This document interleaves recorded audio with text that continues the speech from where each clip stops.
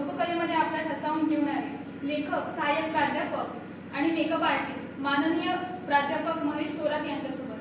चला तर मग त्यांच्याशी थेट संवाद साधूया. नमस्कार सर. नमस्कार. ठाणे जीवंती वार्तामध्ये आपले स्वागत आहे. सर, खरं तर आपल्या परिचयाची गरज नाहीये, तरी पण आम्हाला तुमच्याकडून तुमच्या शब्दात ऐकायला आवडेल. त्याबद्दल तुम्ही काय बोलता? नक्कीच. मी सहाय्यक प्राध्यापक महेश थोरात, जीवनदीप महाविद्यालय गोवेली येथे मराठी विभागामध्ये सहाय्यक प्राध्यापक म्हणून मी काम करतो. आपल्या शैक्षणिक प्रवासाबद्दल तुम्ही काय सांगा? शैक्षणिक प्रवास माझा बघायला गेला तर सुखकर पण होता आणि खडतर पण होता. खडतर मी याच्यासाठी म्हणेल की आयुष्यामध्ये बरेच चढ उतार येत असतात. आपली कौटुंबिक परिस्थिती, त्याच्यानंतर आपली जी काही सामाजिक व्यवस्था असते, ह्या सगळ्या गोष्टीचा माझ्या शिक्षणावरती फार मोठा परिणाम झाला. म्हणजे बालपणातलं शिक्षण, त्याच्यानंतर मग शालेय शिक्षण. पण या सगळ्या शिक्षणाच्या प्रवासामध्ये माझ्यासोबत कायम माझे शिक्षक आणि माझे कुटुंब माझ्यासोबत होते. म्हणजे तुम्हाला या लोककलेमध्ये कौटुंबिक वारसा लाभलेला होता? नाही, माझ्या घरामध्ये कोणीच लोककलेशी कोणाचाच काही एक संबंध नाहीये. लोककला किंवा ही कला जी काय आहे ती एक माझ्यासाठी मी म्हणेन की एक गॉड गिफ्ट आहे. देवाने दिलेला ती मला एक देणगीच आहे.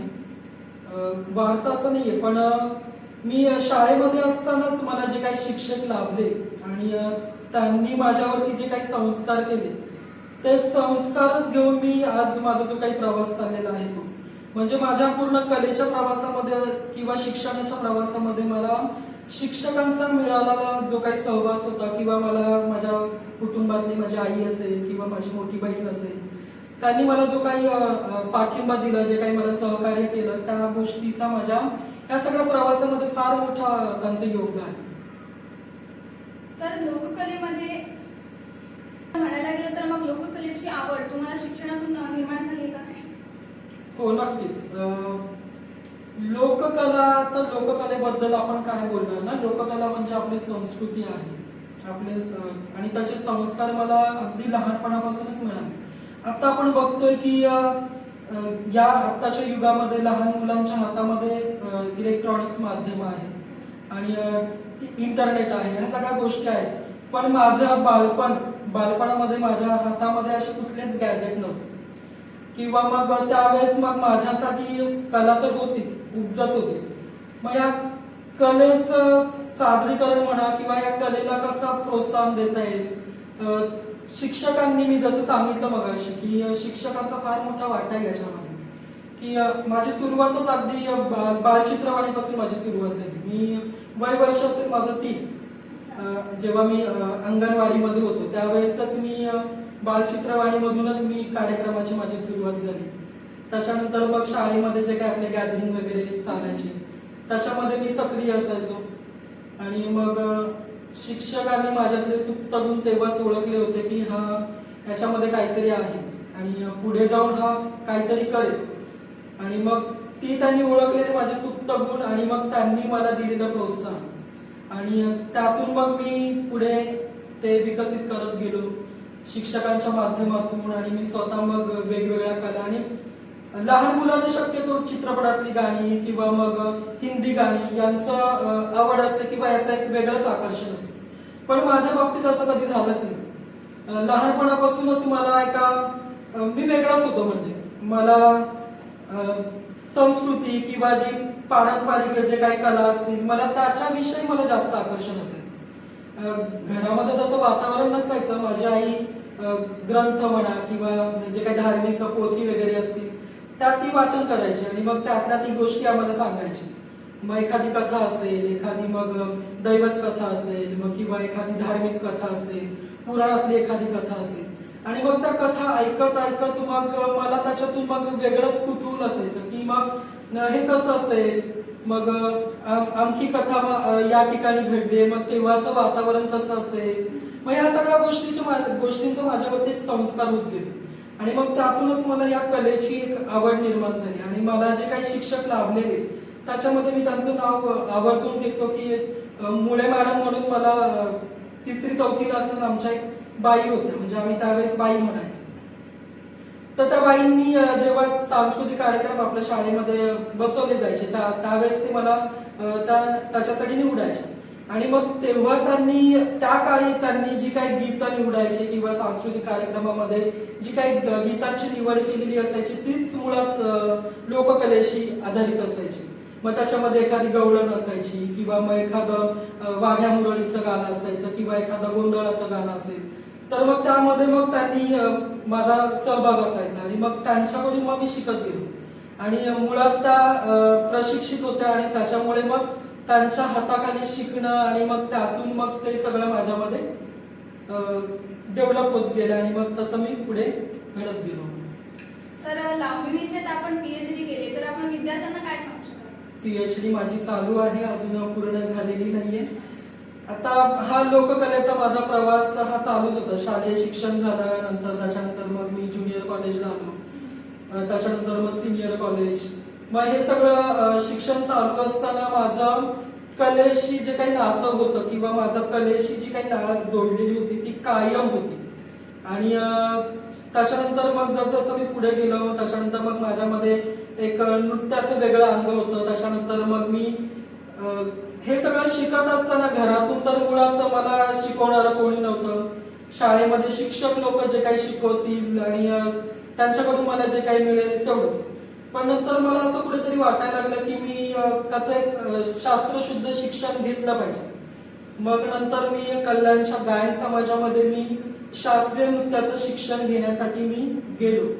आणि त्या संगीत विद्यालयामध्ये मी ज्यावेळेस प्रवेश घेण्यासाठी गेलो त्यावेळेस तिथल्या ज्या माझ्या गुरु होत्या संगीतासाठी, त्यांना तर विशेष वाटलं की कल्याण डोंबिवली या विभागामधून एखादा मुलगा शास्त्रीय नृत्यासाठी प्रवेश घेणारा हा पहिल्यांदाच आला होता. आणि मग त्यांनी एक माझी परीक्षा घेतली की खरंच याला शिकायची आवड आहे की हा असाच आलाय म्हणून. मग माझ्या बोलण्यातून माझ्या त्या सगळ्या त्यांच्या जे काही मला प्रश्न विचारत गेले त्यातून त्यांना समजलं की हा नृत्याचा प्रचंड वेड आहे, त्याला कलेची प्रचंड म्हणजे फार वेड आहे. म्हणजे की म्हणजे कलेसाठी आणि या नृत्यासाठी जर हा इथे येऊ शकतो आणि तेही एकटा, त्याचे पालक सोबत नाहीये, कोणी सोबत नाहीये आणि हा इथपर्यंत आलाय म्हणजे हा काहीतरी करेल. मग त्यांनी मला हसत हसत प्रवेश दिला आणि पूर्ण त्या शास्त्रीय वर्गामध्ये सगळ्या मुली होत्या आणि मी एकटाच मुलगा होतो. खूपच छान. आणि त्या मुलींमध्ये मला कुठेही असं वाटलं नाही की अरे मी एकटाच मुलगा आणि सगळ्या मुली आहेत तर मी कसं शिकू, किंवा त्या माझ्या गुरूंनाही असं नाही वाटलं की सगळ्या मुलींमध्ये मी एका मुलाला मी कसं काय शिकवू. त्यांनीही मला खूप चांगल्या पद्धतीने शिक्षण दिलं आणि मग तिथे मी भरतनाट्यमचं शास्त्रीय जे काही अभ्यास होता किंवा जे काही बेसिक होतं मी ते केलं. 2-3 वर्ष मी तिथे शिक्षण घेतलं आणि मग त्याच्यानंतर माझा पुढे प्रवास सुरू झाला. सर मग आपले प्रेरणास्थान कोण आहे? प्रेरणास्थान तर माझे खूप सारे आहेत की मी प्रत्येकाकडून शिकत राहिलो. जे जे माझ्या आयुष्यामध्ये किंवा माझ्या शिक्षणाच्या प्रवासामध्ये किंवा माझ्या कलेच्या प्रवासामध्ये मला जे जे कोणी भेटत गेलं मी त्या सगळ्यांकडून शिकत राहिलो. आणि ते सगळे लोक माझ्यासाठी आज प्रेरणास्थान की मी त्यांच्याकडून शिकत गेलो, त्यांच्याकडून कळत गेलो.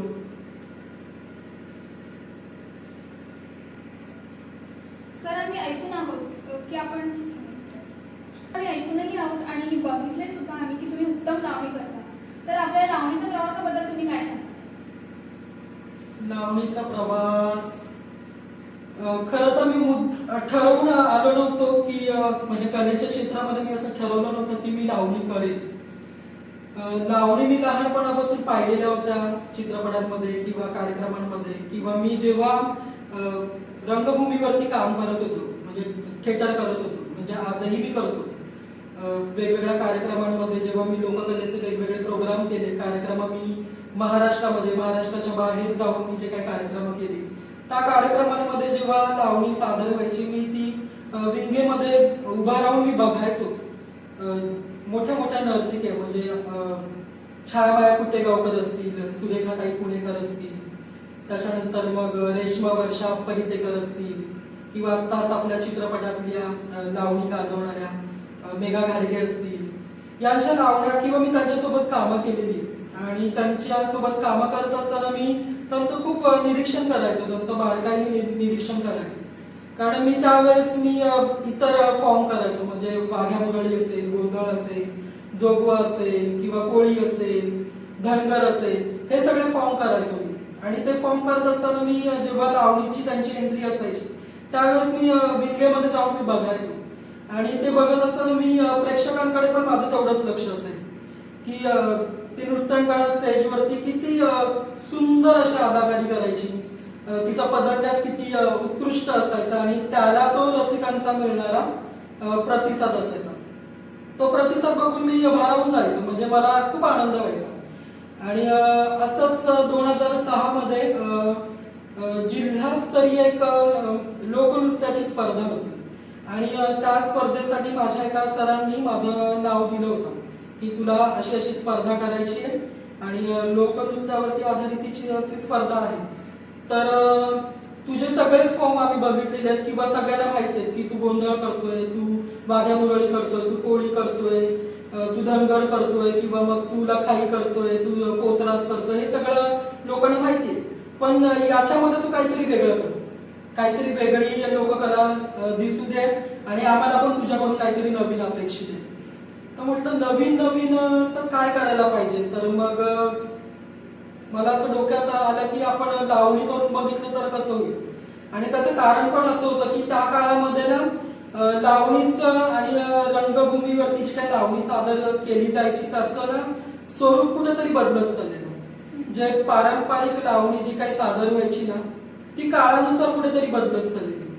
कुठेतरी लावणीमध्ये अश्लीलता यायला लागली आणि ती अश्लीलता एखाद्या जेव्हा स्त्रीकडून जेव्हा सादर केली जाते ना तेव्हा ते फार कलेसाठी खूप घातक असतं किंवा प्रेक्षकांसाठी पण ते घातकच आहे. आणि त्या गोष्टी पाहून मला कुठेतरी दुःख व्हायचं, कुठेतरी अरे की आपण म्हणजे सुरुवातीपासून आपण हा जो लावणी बघितले, म्हणजे मुळात मी लावणी पाहिली ती पारंपरिक सोज्वळ एकदम शालीन अशी नखशिखांत अशी नटलेली, सौंदर्याने नटलेली अशी लावणी पाहिलेली. आणि तीच लावणी आज कुठेतरी अश्लीलतेच्या मार्गाकडे चालली, कुठेतरी त्याचं बिभत्स असं स्वरूप आपल्याला दिसतंय. आणि ते एखाद्या मुलींकडून जेव्हा सादर व्हायला लागलं तर मला कुठेतरी दुःख व्हायचं, अरे का नाही. म्हणजे मुळात स्त्री हे फार सौंदर्याचं खूप चांगलं प्रतीक आहे. सौंदर्याचा ज्याला आपण खूप साऱ्या उपमा दिलेल्या आहेत आपल्या साहित्यामध्ये, शाहिरांनी. आणि मग ते कुठेतरी हरवत चाललंय का, कुठेतरी हे चाललंय का. तर मग मला ते असं वाटलं की मी तो प्रयत्न करू का, की आता मी प्रत्येकाला नाही सांगू शकत, प्रत्येकाला कानात नाही जाऊन सांगू शकत किंवा मी प्रत्येकाला बोलू शकत नाही की लावणी अशी सादर करा किंवा अशी असायला पाहिजे. तर म्हटलं जर बदल करायचा असेल तर मग ती सुरुवात स्वतःपासून केली पाहिजे. मग मी प्रयत्न केला, म्हणजे तोही विचार होता आणि त्या स्पर्धेमध्ये मला काहीतरी वेगळं करायचं होतं.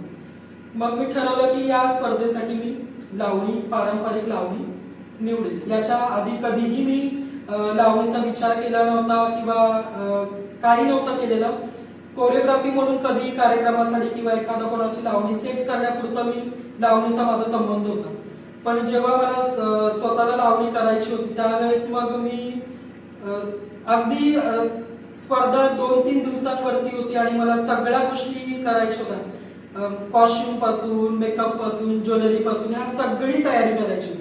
आणि ह्या गोष्टी करत असताना ह्या सगळ्या अडचणी होत्या माझ्यासाठी की आता मी कॉस्ट्युम कसं करू, मेकअप कसा करू, ज्वेलरी कशी आणू, कुठून आणू.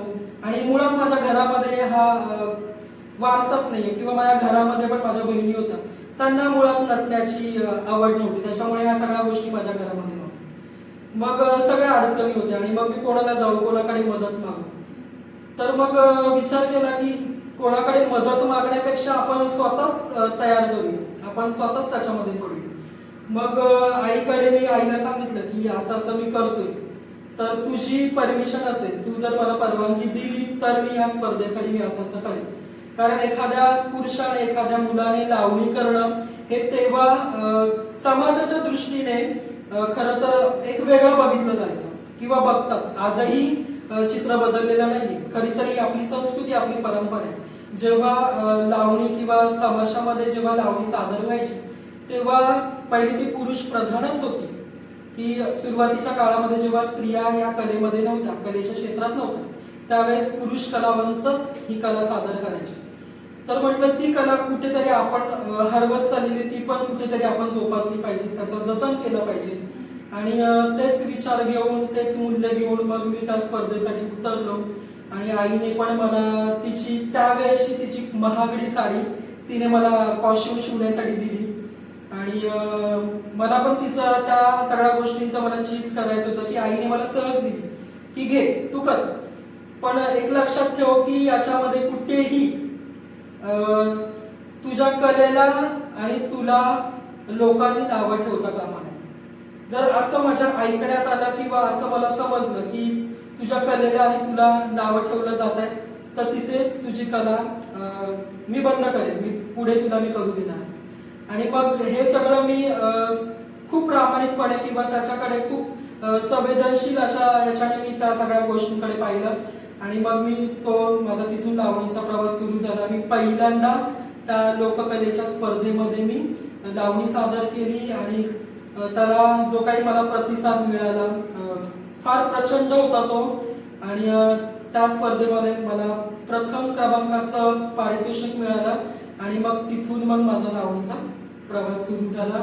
आणि मग हळूहळू लोकांपर्यंत पोहोचलं की महेश लावणी करतोय आणि अप्रतिम लावणी करतोय. आणि मग स्त्री वेशामध्ये तो फार सुंदर दिसतोय. हे हळूहळू मग कलेच्या क्षेत्रामध्ये पसरत गेलं. आणि मग लोकांची मग विचारणा येऊ लागली कार्यक्रमांसाठी. आणि मग कार्यक्रम करायला सुरुवात केली. खूपच उत्तम सर. आपण महाराष्ट्रात नव्हे तर पूर्ण भारतभर एक स्त्रीच्या वेशामध्ये लावणी करणारे पहिले पुरुष कलावंत आहात, तर अशी तुमची नोंद आहे, तर त्याबद्दल तुम्ही काय सांगाल? हो नक्कीच.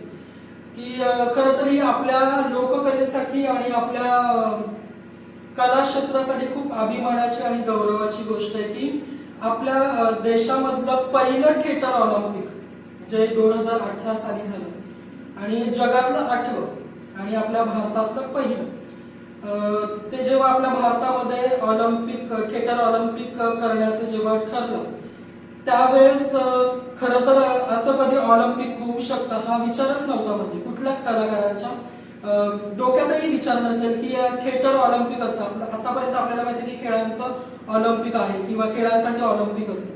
थिएटरसाठी ऑलिम्पिक ही नवीनच संकल्पना होती आपल्या देशासाठी.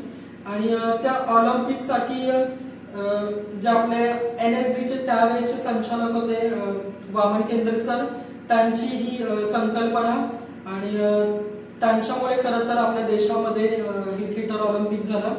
आणि त्या ऑलिम्पिकसाठी जेव्हा महाराष्ट्रातून एक नाट्य सादर करायचं होतं त्यावेळेस जे आमचे नाट्याचे डिरेक्टर होते नाभिद इनामदार सर आणि वामन सर, त्यांनी लोकनाट्य करायचं ठरवलं की आपण पहिलंच थिएटर ऑलिम्पिक करतोय आणि त्या थिएटर ऑलिम्पिक मध्ये आपलं महाराष्ट्रातल्या मातीतलं लोकनाट्य झालं पाहिजे.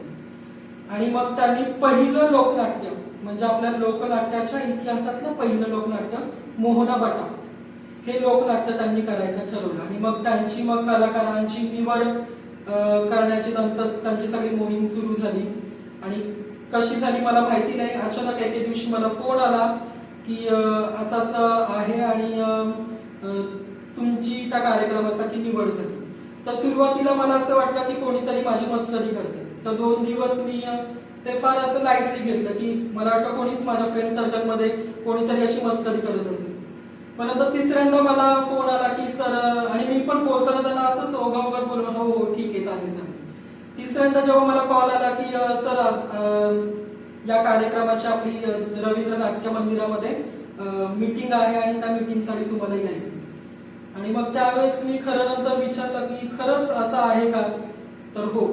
तर मग मी जेव्हा मीटिंगला गेलो त्यावेळेस मला समजलं की महाराष्ट्रातून खूप सारे दिग्गज कलावंत तिथे आलेले आहेत आणि त्या कलाकारांसोबत मला कला सादर करण्याचा मला एक संधी मिळाली आणि ती माझ्यासाठी खूप मोठी संधी होती. आणि मग ठरवलं की नाही की आज आपल्याला आपल्या कलेला आणि आपल्याला जी काही मिळालेली संधी आहे त्या संधीचं आपण सोनं करायचं.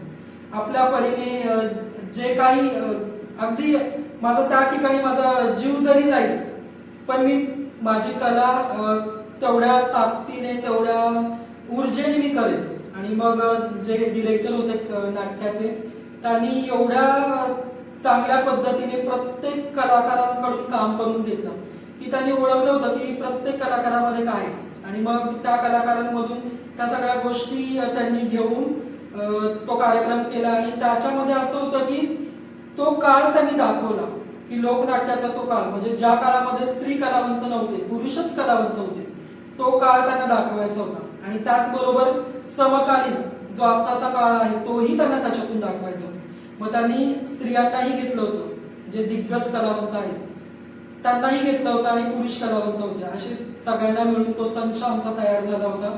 आणि मग त्याची जी काही नृत्याची बाजू होती ती सगळी त्यांनी माझ्याकडे दिली होती. आणि ती फार उत्तम पद्धतीने मला सांभाळताना मजा आली.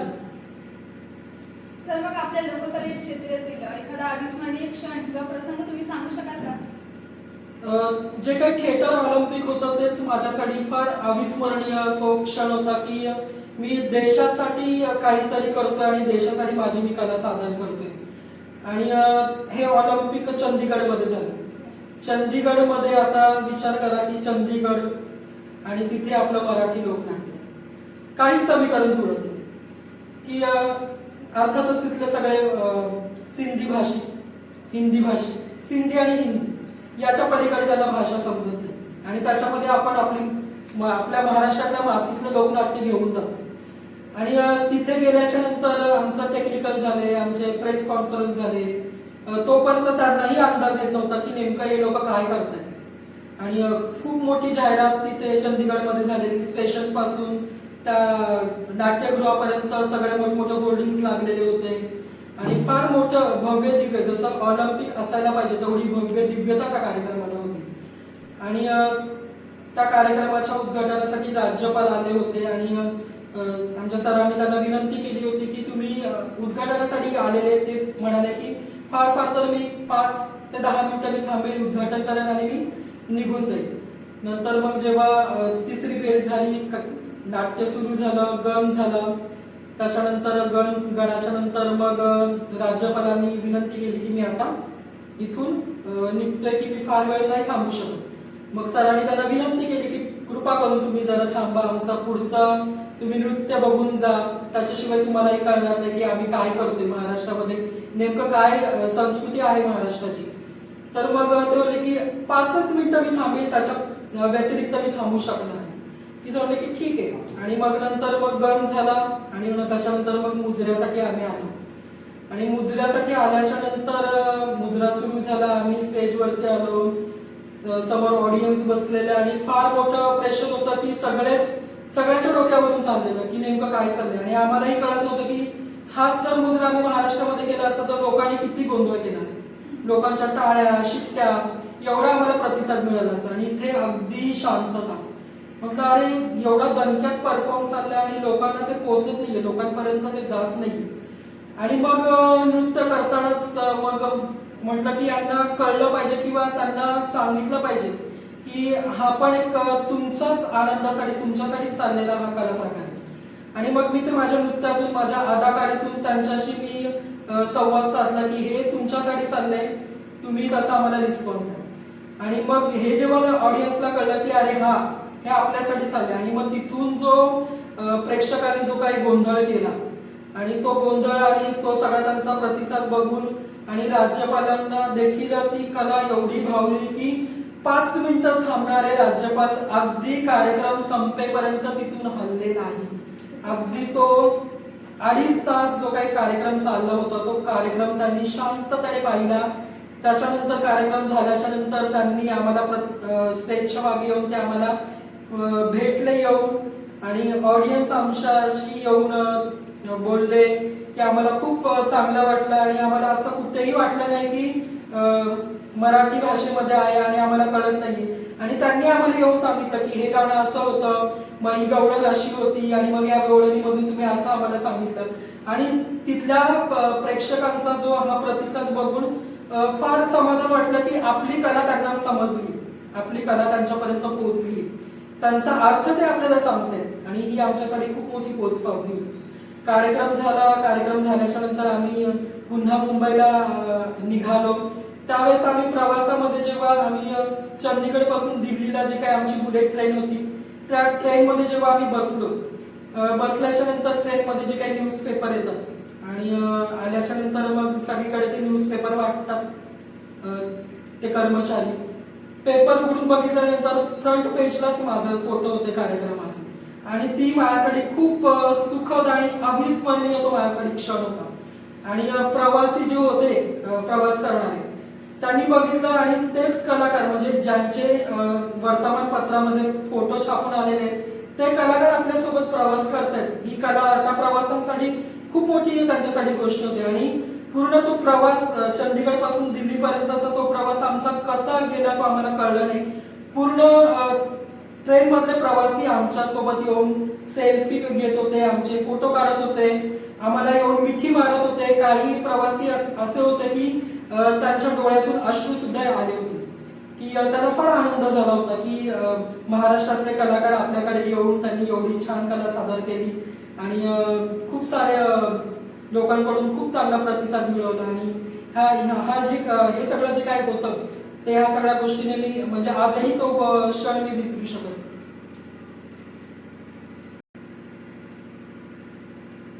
सध्याच्या लावणीच्या स्थितीविषयी आणि लावणीविषयी आपण काय सांगायचं? आणि थोडा हळू घे एकदम. सर, सध्याच्या लावणीच्या सध्याच्या लोककलेच्या स्थितीविषयी आणि लावणीच्या स्वरूपाविषयी आपण काय सांगणार? लोककलेविषयी सध्याची स्थिती बघायला गेली तर फारशी चांगली नाहीये. की आपण बघतो की नवीन नवीन टेक्नॉलॉजी आलेली आहे, नवीन नवीन इलेक्ट्रॉनिक्स माध्यम आलेले आहेत आणि ह्या सगळ्या गोष्टीमुळे आपली संस्कृती आपली पारंपरिकता कुठेतरी ना हरवत चाललेली. की आत्ताचं जे नवीन पिढी आहे किंवा तुमच्यासारखी जी तरुण पिढी आहे किंवा माझ्यासारखी जी काही तरुण पिढी आहे ती तरुण पिढी या सगळ्या संस्कृतीपासून या सगळ्या परंपरेपासून दूर होत चालली. त्याची कारण आपल्याला नव्याने सांगायला नको की आज प्रत्येकाच्या हातामध्ये मोबाईल आणि या मोबाईल मध्ये माणूस एवढा गुंतून गेलेला आहे की त्या आपल्या संस्कृतीकडे किंवा या परंपरेविषयी त्याला विचार करायला पण तो विचार करत नाही किंवा त्याच्यासाठी तो प्रयत्न करत नाही. आणि त्यात पाश्चात्य संस्कृती याचा आपल्या तरुण पिढीवरती एवढा काही प्रभाव झालेला आहे. त्याच्यामुळे आपली संस्कृती कुठेतरी मागे पडत चाललेली आहे. त्याच्यानंतर आपली जी काही इंग्रजी शिक्षणाची जी काही परंपरा आपल्याकडे सुरू झालेली त्याच्यामुळे आपलं कुठेतरी मराठी पण किंवा आपल्यातलं जे काही संस्कृती आहे ती हरवत चाललेली. आणि त्याच्यामुळे आपल्या लोककला बघा, पूर्वी गावखेड्यातून वासुदेव यायचे, वासुदेवाची आरोळी असायची, बरोबर की नाही. जात्यावरच्या ओवी दळल्या जायची म्हणजे जात्यावरती दळण दळताना ओवी गायल्या जायच्या. ही परंपरा आता राहिलेली नाहीये. क्वचित कुठेतरी आपल्याला दिसत असेल आज, अगदी कुठेतरी ती जोपासत असतील तर, नाहीतर तीही नाही. कारण कसं आहे की हे सगळे लोककलेचे जे काही उपासक आहेत किंवा हे जे काही लोककलावंत आहेत ह्या सगळ्या उदरनिर्वाहासाठी किंवा रोजगारासाठी, कारण लोककलेला आता हेच नाहीये. पहिला राजश्री मिळायचा, आता तसं नाहीच आहे. की ह्या लोककलावंतांची फार उपासमारी होते की लोककलेसाठी किंवा लोककलावंतांसाठी लोकांना, आत्ताच्या सामान्य लोकांना वेळच नाही किंवा त्यांच्याकडे माणूस म्हणून बघितलं जात नाही. ही आत्ताची वास्तव स्थिती आहे. आणि याच्यावरती शासनाच्या पातळीवरती खूप सारे कार्यक्रम होत आहेत, पण जेवढ्या प्रमाणात व्हायला पाहिजे तितके होत नाही. आणि तुम्हाला सांगायला खूप आवडेल मला की यासाठी आपल्या मुंबई विद्यापीठामध्ये लोककलेचं एक वेगळं विभाग आहे आणि या विभागांमधून आत्ताच्या तरुण पिढीला या लोककलेविषयी, लोकसंस्कृतीविषयी शास्त्रशुद्ध प्रशिक्षण दिलं जातं. आणि त्या विभागातला मी एक विद्यार्थी आहे आणि त्याच विभागामध्ये मी माझी PhD चालू आहे. आणि माझे मार्गदर्शक डॉक्टर चंदन शिवे सर, त्यांच्या मार्गदर्शनाखाली मी माझा लोककलेचा अभ्यास चाललाय. आणि त्या लोककलेमध्ये शिकत असतानाच मला या खरं तर लोककलेविषयी फार जिव्हाळा किंवा आपुलकी उपजत होतच, पण मी जास्त जोडलं गेलो या लोककला अकादमीमुळे. आणि मग त्याच्यामधून मला वेगवेगळ्या लोककला म्हणजे मुळात आपल्याला लोककला किती हा सुद्धा प्रश्न आहे. आता मुलांना प्रश्न विचारा तुम्ही की लोककलेविषयी सांग किंवा तुला कुठल्या लोककला माहिती, तर मुलांना सांगता येणार. फार तर सांगतील की कोळी नृत्य किंवा मग लावणी नृत्य किंवा मग आदिवासी नृत्य. एवढ्या याच्या पलीकडे जाऊन आपल्याकडे खूप साऱ्या लोककला आहेत. आपल्या महाराष्ट्राचाच विचार केला तर महाराष्ट्रामध्ये 36 जिल्हे आहेत आणि या 36 जिल्ह्यांमध्ये आपल्याकडे या 36 जिल्ह्यांमध्ये कितीतरी वेगवेगळ्या लोककला प्रकार आहेत. महाराष्ट्राची जर आपण प्रांतवाईज विभागणी केली तर कोकण, मराठवाडा, विदर्भ, त्याच्यानंतर मग खानदेश, वायदेश. आपण जर असा प्रांतवाद बघितला तर त्याच्यामध्ये आपल्याला वेगवेगळे कला प्रकार दिसतात. की कोकणात गेल्यानंतर आपल्याला नमन, खेळी, दशावतार हे लोककला प्रकार आहेत. त्याच्यानंतर मग महाराष्ट्रामध्ये आल्याच्या नंतर मग आपल्या इथे पश्चिम महाराष्ट्रामध्ये आल्याच्या नंतर आपल्याला तमाशा आहे. तमाशाचे वेगवेगळे प्रकार आहेत. विदर्भामध्ये वेगळे प्रकार आहेत, खडी गंमत आहे. असे तमाशाचे कितीतरी वेगवेगळे प्रकार आहेत. आदिवासींचे तमाशे आहेत. असे वेगवेगळे तमाशाचे प्रकार आहेत. हे सगळे लोककला प्रकार आजच्या तरुण पिढीला माहिती नाहीत, तर हे लोकांपर्यंत पोहोचलं पाहिजे. आणि जोपर्यंत आपल्या ह्या तरुण पिढीला, कारण आजचा आपल्या देशाचा जर विकास म्हणा किंवा आपल्या देशाचा जर विकासाच्या टप्प्यामध्ये जर कोणी महत्वाचा घटक असेल तर आजची तरुण पिढी आहे. आणि ह्याच जर तरुण पिढीला आपल्या जर संस्कृतीचा, आपल्या कलेचा जर माहिती मिळाली नाही, त्यांना जर आपल्या संस्कृतीची जाण त्यांच्यामध्ये आली नाही, तर नव्याने सांगायला नको की आपली लोककला त्याची स्थिती काय असेल. आणि फार मोजके लोक आहेत ते लोककलेसाठी, या लोकसंस्कृतीसाठी कामं करतायत आणि त्यांच्यामुळे खऱ्या अर्थाने ही जी काही लोककला आहे ती टिकून आहे. खूपच चांगल्या पद्धतीने सर तुम्ही युवा पिढीला मार्गदर्शन केले. तसंच तुम्ही लोककला, लोकसंस्कृती, आपल्या परंपरा जपण्यासाठी खूप प्रयत्न करत आहात. तर युवा पिढीला काय तुम्ही संदेश द्याल? युवा पिढीला मी एकच संदेश देईल की आपली संस्कृती, आपली परंपरा ही आपण टिकवली पाहिजे, त्याचं जतन संवर्धन केलं पाहिजे. आणि जर याचं जतन संवर्धन झालं तरच आपण येणाऱ्या पुढच्या पिढीला आपण हा वारसा देऊ शकतो. नाहीतर आपल्या महाराष्ट्रातल्या, आपल्या देशातल्या ज्या काही लोकसंस्कृती आहेत, ज्या काही लोककला आहेत त्या नामशेष होऊन जातील आणि त्याचा कुठेही नंतर मग नामोल्लेख पण होणार नाही.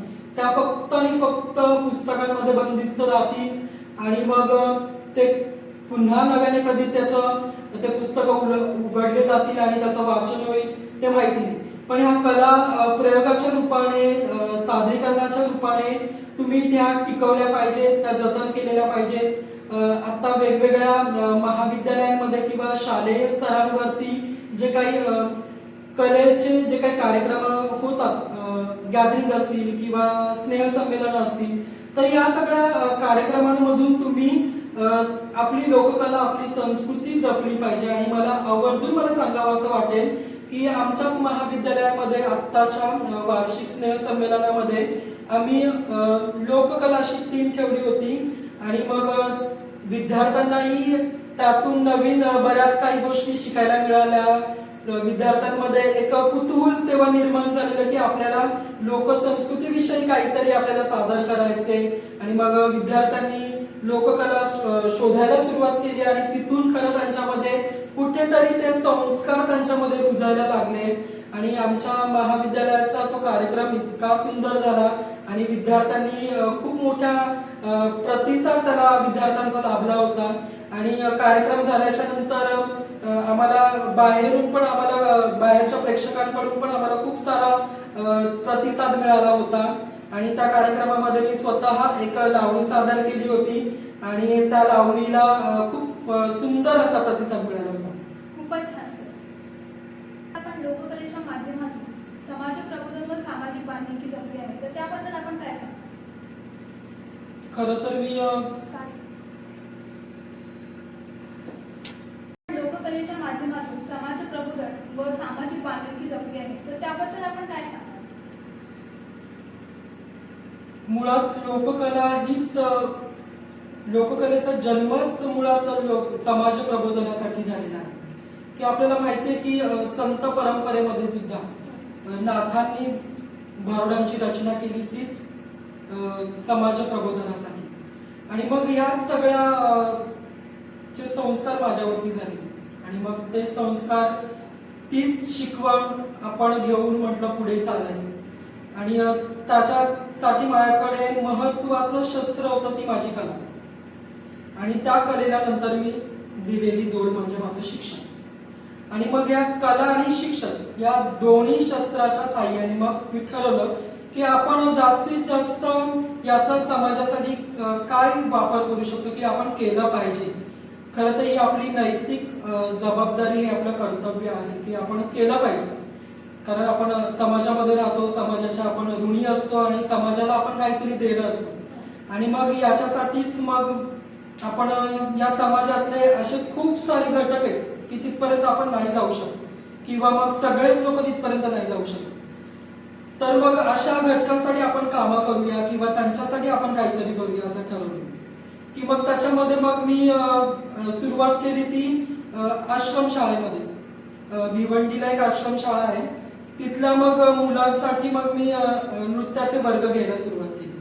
की मी आपल्याला शहरामध्ये माहिती आहे की शहरामधल्या मुलांसाठी मोठे मोठे डान्स क्लास असतात किंवा ते तिथे जाऊन फीस भरून तिथे ते डान्स शिकू शकतात, ते नृत्य शिकू शकतात. पण खरी कला ही ग्रामीण भागामध्ये असते, ग्रामीण मुलांमध्ये असते.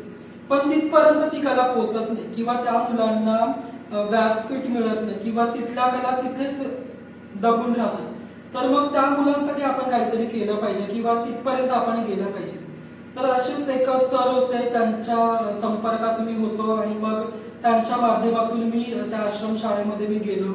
तिथल्या मग मुलांना मी नृत्याचे वर्ग मी घ्यायचो.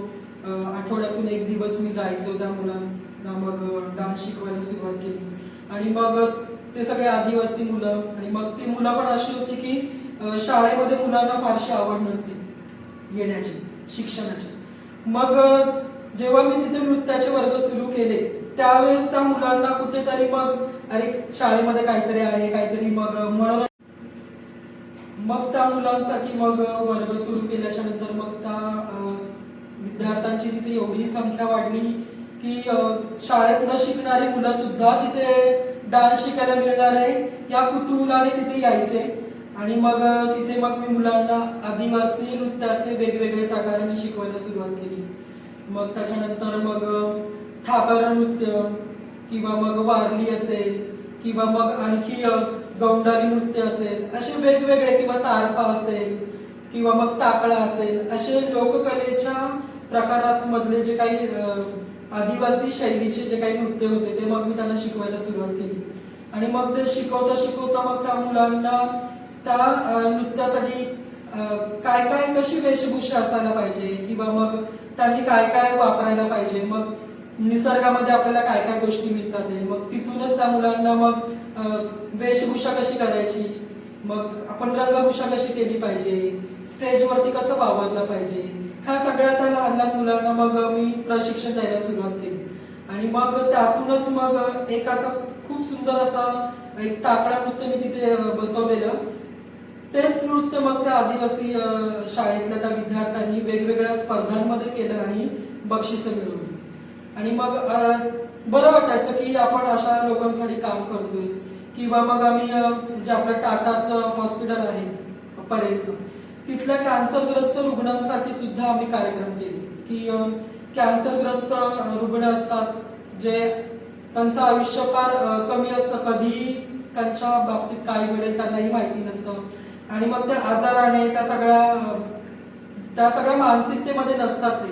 आणि मग अशा रुग्णांना, अशा माणसांना आपण थोडा तरी आपण आनंदाचा क्षण देऊ शकतो का, कुठेतरी त्यांच्या वेदना, त्यांचं ते आजार पण त्यांना आपण विसरण्यासाठी त्यांना भाग पाडू शकतो का. तर मग यासाठी मग आम्ही आमच्या संचाने मग तिथे जाऊन मग कार्यक्रम सादर केली. कॅन्सरग्रस्त रुग्णांसाठी आम्ही कार्यक्रम सादर केले. आणि मग ते रुग्ण अगदी लहान लहान मुलं, वयोवृद्ध मुलं आणि मग तेवढ्या वेळापुरते का होईना पण ते कॅन्सर मुक्त व्हायचं. म्हणजे त्यांना कुठेही असं नाही वाटायचं की मी कॅन्सरग्रस्त रुग्ण आहे किंवा मी पेशंट आहे आणि मग माझ्या अजून इतकेच दिवस शिल्लक आहे, असं त्यांना कुठेही वाटायचं नाही. आणि त्या कार्यक्रमांमध्ये ते रमून जायचे आणि मग त्यांचा जो आनंद असायचा तो आनंद बघून मग समाधान वाटायचं की आपली कला किंवा आपलं जी काही आहे ते लोकांपर्यंत पोहोचते आणि लोकांना त्याच्यातून आपल्याला आनंद देत आहे. मग असं करता करता खूप ग्रामीण भागांमधून टिटवाळ्याच्याच आपल्या जवळ एक अनाथ मुलांचं एक स्कूल आहे, आश्रमशाळा आहे. तर त्या अनाथ आश्रमामध्ये जाऊन सुद्धा मी कार्यक्रम सादर केले. तिथे पण कार्यक्रम करत असताना ती सगळी छोटी छोटी मुलं, अनाथ मुलं ज्यांच्या आई वडील नाहीयेत अशी मुलं, आणि मग त्या मुलांमध्ये आम्ही असे काही मुलं बघितले की ज्यांना टीव्ही माहिती नाहीये, ज्यांना मोबाईल माहिती नाही, पण त्या मुलांमध्ये एवढं सारं टॅलेंट भरलेले की एवढं सारं त्यांच्याकडे स्किल आहे, एवढं चांगल्या कला आहेत त्यांच्यामध्ये. आणि मग आम्ही त्या मुलांसाठी कार्यक्रम सादर केले, त्या मुलांना घेऊन आम्ही सादर केले. आणि मग त्या मुलांना जो काही आनंद मिळाला की आपल्याकडे असे छान छान कलाकार आले आणि त्यांच्यासोबत आपल्याला एवढे छान छान डान्स करायला मिळत आहेत, चांगले चांगले रंगीत रंगीत कॉस्ट्युम आपल्याला, वेशभूषा आपल्याला करायला मिळते, रंगभूषा आपल्याला करायला मिळते, ते सगळं आपल्याला हाताळायला मिळते. आणि आम्ही त्या मुलांसाठी सगळ्या म्हणजे का आम्ही वर्कशॉप घेतलं होतं की वेशभूषा कशी असते, रंगभूषा कशी असते, कशी रंगभूषा करतात, ते सगळी माहिती आम्ही त्या मुलांना दिली. की मुलं फक्त चित्रपटांमध्ये किंवा मग टीव्ही वरती पाहत असतात की कलाकार कसे असतात, कसे मेकअप करत असतात, कसे काय करतात, म्हणजे पूर्वतयारी कशी असते. तर मग ही सगळी पूर्वतयारी त्या मुलांना आम्ही दाखवली की त्या मुलांना तिथे जाता येत नाही किंवा ते जाऊ शकत नाही, पण आमच्या माध्यमातून आम्ही त्या मुलांना ते देण्याचा आम्ही प्रयत्न केला. असे बरेच गावखेड्यांमधून बरेच कार्यक्रम केले, त्याच्यातून बरेच मुलांमध्ये मुलींमध्ये आम्हाला खूप साऱ्या कला आम्हाला त्यांच्यातल्या बघायला मिळाल्या. त्यातल्या बऱ्याच कलावंतांना आम्ही व्यासपीठ मिळवून दिले, त्यांना वेगवेगळ्या कलेमध्ये किंवा शॉर्ट फिल्म असेल किंवा मग एखादी सिरियल असेल किंवा मग एखादा थिएटर शो असेल, नाटक असेल, तिथे आम्ही त्या मुलांचा तिथे वापर करून घेतला, त्या मुलांना संधी दिली. आणि खरंच म्हणजे कलेमधून आपण समाजामध्ये खूप चांगलं परिवर्तन घडवून आणू शकतो. त्या मुलांना किंवा समाजाला एक छान अशी आपण दिशा देऊ शकतो. आणि कला एक खूप छान सुंदर माध्यम आहे असं मला वाटतं. खूपच छान सर. कलेच्या क्षेत्रात तुम्ही सर उत्तम कामगिरी केली, तसेच आम्हाला तुमच्या शिक्षण क्षेत्राविषयी आणि क्षेत्रात तुम्ही उत्तम कामगिरी करत आहात, तर आम्हाला तुमच्या शिक्षण क्षेत्राविषयी आणि साहित्याविषयी जाणून घ्यायला आवडेल. खरं तर माझं शिक्षण घेण्याचं कारणच मुळात कला होती, कारण कलेतूनच मी शिक्षणाकडे खरं तर जास्त ओढलो गेलो. झालं असं की जेव्हा मी 10वी 12वी नंतर मग पदवीचं शिक्षण आणि मग त्याच्यानंतर पदव्युत्तर पदवी जेव्हा मी त्याच्यासाठी प्रवेश घेतला आणि मग लोककलेचं शिक्षण किंवा मग कार्यक्रम या सगळ्या माध्यमातून जेव्हा मी सगळ्या गोष्टी शिकत होतो आणि मग ते शिकता शिकता मला कुठेतरी असं वाटलं की आपण जे काही ज्ञान घेतोय ते आपण इतरांना दिलं पाहिजे. आणि त्याचा वारसा मला कदाचित घरातूनच मिळाला होता, कारण माझी मोठी बहीण ती शिक्षिका होती, ती बिर्ला महाविद्यालयामध्ये हिंदी विभागामध्ये ती प्राध्यापिका म्हणून काम करते. तर मग मला तिच्याकडून एक वारसा मिळाला होता आणि मग तोच वारसा घेऊन मग मी पुढे माझा प्रवास सुरू झाला. शिक्षण घेत असताना जेव्हा मी लोककलेचं शिक्षण घेतलं त्यावेळेस मला बिर्ला महाविद्यालयामधून मग सरांनी बोलवलं की यशवंतराव चव्हाण विद्यापीठ अंतर्गत एक फर्स्ट इयरला एक विषय होता ललित कला म्हणून. तर त्या विषयाचा तू तो विषय शिकवशील का, तो तुझ्याच विषयाशी रिलेटेड असा विषय आहे, तर तू शिकवशील का. तर मग थोडा विचार केला की म्हटलं सर मला जमेल का, म्हटलं मी म्हणजे शिकवण्या वगैरे घेतो, म्हटलं मी लहान लहान मुलांना शिकवतो म्हटलं, महाविद्यालयातल्या मुलांना म्हटलं शिकवण्याचा म्हटलं हा माझा पहिलाच अनुभव आहे. तर म्हटलं तुम्हाला असं वाटतं का मी मला जमेल म्हणून.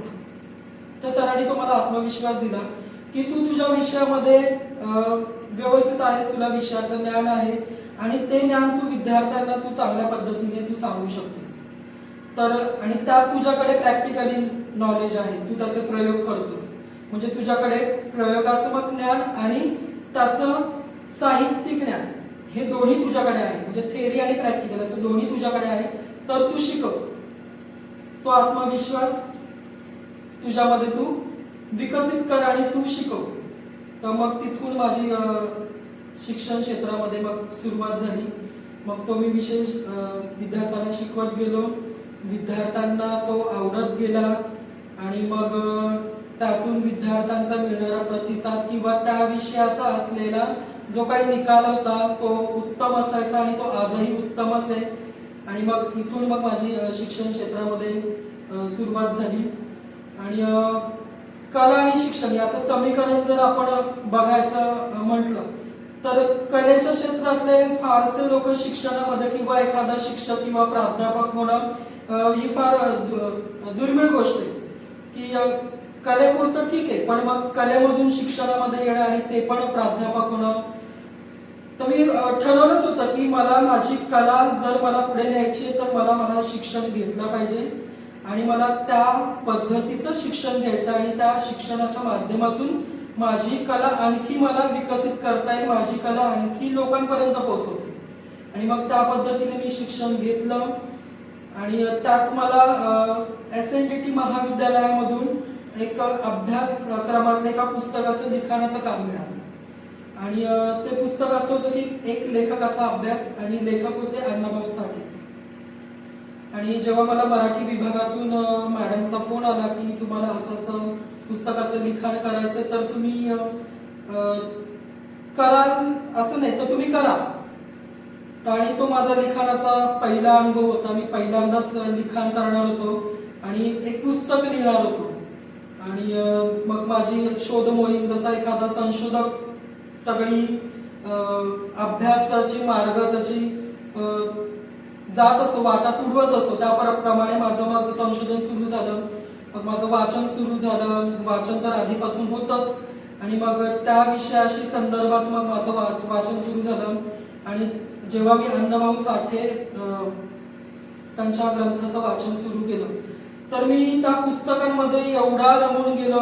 ते अण्णाभाऊ साठे मला समोर दिसायचे किंवा त्यांच्या कादंबऱ्या त्यांच्या कथांचं वाचन करत असताना मी त्या वातावरणामध्ये मी त्या कादंबरीमधला एक घटक होऊन जायचो की एवढं मी त्या वाचनामध्ये त्या साहित्यामध्ये रमून गेलेलो. आणि अर्थातच अण्णाभाऊंचं जे साहित्य आहे ते एवढं दर्जेदार आहे की वाचत असताना आपल्या अंगावरती शहारे येतात की त्यांनी त्या साहित्यातून मांडलेल्या वेदना, त्यांच्या व्यथा आणि त्यांच्या साहित्यातला जो काही नायक असायचा तो समाजातला उपेक्षित नायक असायचा. आणि ह्या सगळ्या साहित्याचा माझ्यावरती खूप सारा प्रभाव पडत गेला. आणि मग त्या प्रभावातूनच मग मला एक प्रेरणा मिळत गेली लिखाणाची. आणि मग ते लिखाण मी करायला घेतलं. त्याच्यासाठी वाचन, त्याच्या लिखाणासाठी विषय होता की माकडीचा बाण. आणि त्याच्यावरती आधारित कृष्णधवल चित्रपट होता डोंगरची मैना. त्या दोघांचं तुलनात्मक असं ते लिखाण होतं.